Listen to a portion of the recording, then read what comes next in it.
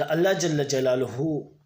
دربار کې د نزدېکت ذریعه که موږ او تاسو هم دا غواړو چې موږ د الله دربار ته نږدې شو، د الله قرب حاصل کړو، موږ او تاسو له به څه پکار دی؟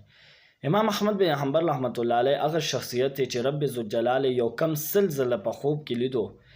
او په سلم کرته دا خیال لغه کوم ما په سلم کرتم رب ذوالجلال په خوب کولې د زبرت تپوس کوم یا الہ العالمین کم عمل دی چې پاغه باندې بنده سا قرب حاصل کی چې په سلم کرتم امام احمد بن حنبل رحمت الله علیه رب ذوالجلال په خوب کولې دو رب ذوالجلال ته عرض کې الہ العالمین کم عمل دی چې یو بنده ستا دربار ته نزدېکت حاصل کو سا قرب حاصل کې رب ذوالجلال ورته فرمایي ای امام احمد بن حنبل که یو بنده دا غواړي چې زه د الله دربار چې زه د الہ العالمین دربار ته نږدې شم د الله قرب حاصل کم د هغه قرآن تلاوت کوي کم قرآن چې ما د مدینې